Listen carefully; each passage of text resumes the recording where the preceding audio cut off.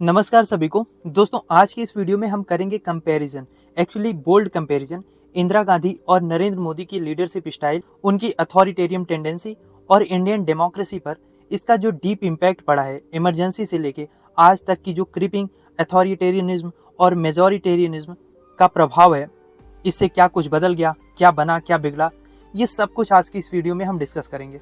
तो आइए वीडियो शुरू करते हैं। दोस्तों, इंडिया की पॉलिटिकल हिस्ट्री में ना दो ऐसे प्राइम मिनिस्टर हुए हैं जिनका नाम सुनते ही दिमाग में बस कंट्रोवर्सी और डिबेट शुरू हो जाती है। पहली हैं इंदिरा गांधी और दूसरे हैं हमारे तत्कालीन प्रधानमंत्री माननीय नरेंद्र मोदी जी। दोनों ने अपने अपने टाइम पर इंडिया की डेमोक्रेसी को हिला के रखा हुआ है, लेकिन इनकी जो अप्रोच है और जो डैमेज करने का तरीका है वो एक दूसरे से अलग है। क्योंकि आप इमरजेंसी का टाइम याद करो, इंदिरा गांधी ने पूरे देश में डेमोक्रेसी को 21 महीनों के लिए पॉज पे डाल दिया था, प्रेस को साइलेंस कर दिया था, अपोजिशन लीडर जेल में थे, अदालतें पावरलेस हो गई थी, पूरा सिस्टम एक ही इंसान के इशारे पे चल रहा था। तो इसको आप कह सकते हो कि ये एक फुल ब्लोन अथॉरिटेरियनिज्म था, जिसमें सब कुछ ओपनली बिना किसी पर्दे के, बिना किसी लाग लपेट के किया जा रहा था। लेकिन अगर आप वहीं पे मोदी इरा की बात करते हो, यानी आज की बात करते हो, यानी अमृत काल की बात करते हो, तो यहाँ इमरजेंसी जैसा कोई ऑफिशियल सस्पेंशन नहीं हुआ है, लेकिन हाँ, डेमोक्रेसी जैसा कुछ बचा भी नहीं है। डेमोक्रेसी की रीढ़ को धीरे धीरे कमजोर किया गया है। इंस्टीट्यूशंस जो हैं वो फॉर्मली एग्जिस्ट तो करते हैं, पर उनकी ऑटोनॉमी पूरी तरीके से वैनिश हो चुकी है। प्रेस हो, जुडिशरी हो, ब्यूरोक्रेसी हो, सब पे पॉलिटिकल प्रेशर है, और यहाँ तक कि जो इन्वेस्टिगेटिव एजेंसीज हैं वो हाथ धोकर अपोजिशन के पीछे पड़ी हैं। तो यहाँ पे इस इरा में अथॉरिटेरियनिज्म तो है, मगर क्रीपिंग है और सबल तरीके से लंबा चलने वाला है। और अगर हम दूसरी सिमिलरिटी की बात करें इन दोनों लीडर के बीच में, तो इंदिरा गांधी ने अपने टाइम में एक मैसिव पर्सनालिटी कल्ट अपना बना लिया था। Indira is India, India is Indira, ये सब उसी का पार्ट था। और जब आदमी बहुत पावरफुल हो जाता है तो उसको अपोज करना बड़ा मुश्किल हो जाता है। उसके आसपास जो होते हैं वो बस चापलूस होते हैं, उसके हाँ में हाँ मिलाने वाले। पर जो हमारे मोदी जी हैं, इनका पर्सनालिटी कल्ट तो उससे भी एक लेवल ऊपर का है। आपको हर जगह इनके ही पोस्टर दिखेंगे, हर रूप में दिखेंगे। स्पीचेस में ये खुद का नाम लेते हैं कि मोदी के गारंटी की भी गारंटी है। ऐसी लाइनें ये यूज करते हैं कि रोटी खाओ वरना मेरी गोली तो है ही। सोशल मीडिया पे भी इनका नॉन स्टॉप प्रमोशन चलता है, गोदी मीडिया इनका गुणगान कर ही रहा है। तो इंदिरा गांधी के समय में ये टेक्नोलॉजीज नहीं थी, पर हाँ, वहां पे भी इंटेंशन वही था, एक पर्सनालिटी कल्ट बनाने का। और इसके इतर अगर हम इंस्टीट्यूशंस की भी बात करें ना, तो दोनों ने ही प्रेस को, जुडिशरी को, ब्यूरोक्रेसी को, सबको अंडरमाइन किया है। लेकिन दरअसल मोदी जी इंदिरा जी से एक कदम आगे ही हैं।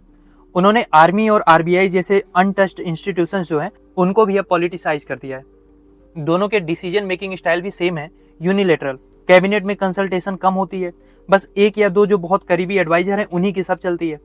इंदिरा गांधी के पास संजय गांधी थे, मोदी जी के पास अमित शाह हैं, और दोनों एडवाइजर ऐसे हैं जो अथॉरिटेरियन स्टाइल को और मजबूत करते हैं। इसके अलावा फेडरलिज्म पर भी दोनों ने गहरी चोट की है। इंदिरा गांधी ने आर्टिकल 356 का मिसयूज कांग्रेस के नॉन स्टेट गवर्नमेंट्स को डिसमिस करने के लिए बहुत किया है। मोदी जी ने भले ही आर्टिकल 356 का यूज कम किया हो, लेकिन गवर्नर्स और सेंट्रल एजेंसीज का इस्तेमाल करके अपोजिशन रूल्ड स्टेट्स को सिस्टमेटिकली वीकन किया है।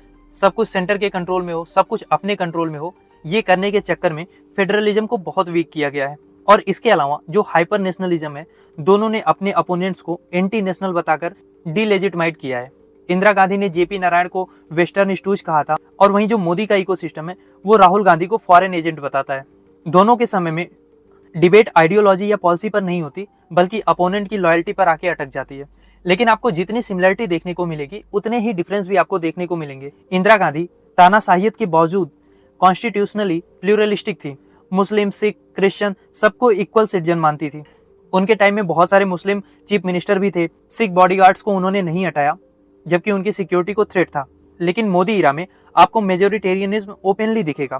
कितने मुस्लिम सांसद हैं बीजेपी के, आप उंगलियों पे गिन लो। रिलीजियस माइनॉरिटीज, स्पेशली मुस्लिम को लगातार टारगेट किया जाता है, चाहे रेटरिक में हो या पॉलिसी में हो।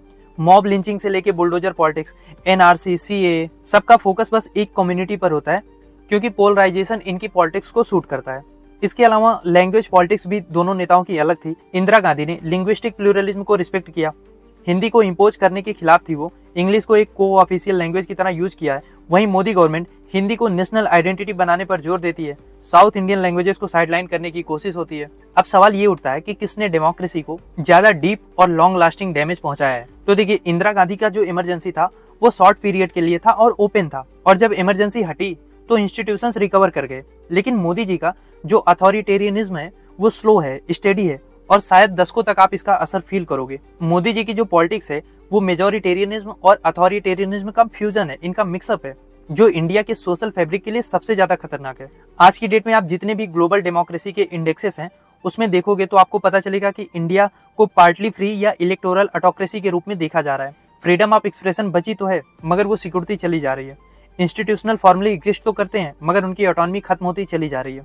तो डैमेज तो दोनों ने किया है, लेकिन मोदी इरा का डैमेज शायद ज्यादा डीप, ज्यादा वाइड स्प्रेड और ज्यादा डिफिकल्ट होगा रिवर्स करने में। इंदिरा गांधी ने तो कई बार इमरजेंसी के लिए माफी भी मांगी, खुद उन्होंने इमरजेंसी को खत्म भी किया था।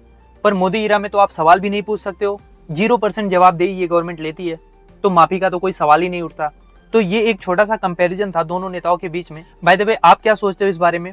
हो सकता है आपकी राय कुछ अलग हो। जो भी है वो लिखिए अपनी राय आप कमेंट बॉक्स में।